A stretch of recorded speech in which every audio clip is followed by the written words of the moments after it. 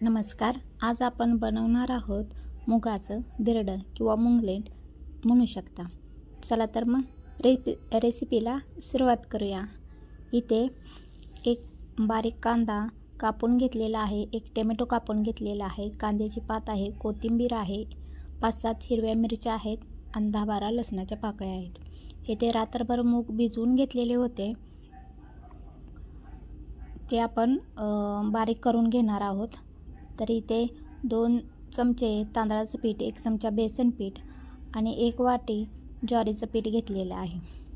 तर इथे आपण मूग मिक्सरच्या भांड्यात काढून घेऊया आणि त्यामध्ये हिरवी मिरची, थोडीशी कोथिंबीर आणि 10-12 लसणाच्या पाकळ्या आपण वाटून घेणार आहोत. तर हे मिश्रण आपल्याला तयार करून घ्यायचं आहे. चला तर मग तयार करून घेऊया. तर या पद्धतीने आपलं मिश्रण बारीक करून झालेलं आहे. यामध्ये आपल्याला जे आपण पीठ घेतलेलं होतं तांदळाचं, ज्वारीचं आणि बेसन पीठ, हे सर्व आपल्याला मिक्स करून घ्यायचं आहे. नंतर यामध्ये थोडंसं मीठ टाकून घेणार आहोत. नंतर यामध्ये थोडीशी हळद टाकणार आहोत, थोडंसं लाल तिखट टाकणार आहोत आणि हे मिश्रण आपल्याला एकसारखं मिक्स करून घ्यायचं आहे. जास्त पातळ आणि जास्त घट्ट असंही आपल्याला बनवायचं नाही. तर तुम्ही बघू शकता या पद्धतीने आपलं मिश्रण तयार आहे. इथे मी लोखंडी तवा गरम करत ठेवलेला आहे. तर इथे 1 चमचा तेल घालून आपण यामध्ये हे मिश्रण पसरवून घेणार आहोत. याप्रमाणे आपल्याला सर्व धिरडे बनवून घ्यायचे आहेत.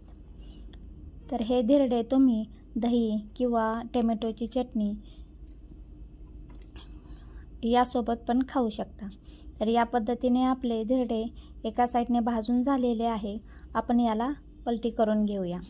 या पद्धतीने आपले धिरडे दोन्ही साईडने खरपूस असे भाजून घेऊया. नमस्कार, मी आशा जाधव तुमच्या सगळ्यांचं स्वागत करते आपल्या यूट्यूब चॅनलमध्ये, ज्याचं नाव आहे गावची चव लय भारी. तर तुम्ही अजून माझ्या चॅनेलला सबस्क्राईब केलं नसेल तर प्लीज सबस्क्राईब करा आणि व्हिडिओ आवडल्यास लाईक करायला विसरू नका. तर या पद्धतीने आपण सर्व धिरडे बनवून घेऊया. तर असे आपले धिरडे दोन्ही साईडने मस्त असे भाजून झालेले आहेत. जर तुम्हाला व्हिडिओ आवडल्यास लाईक करायला विसरू नका. धन्यवाद.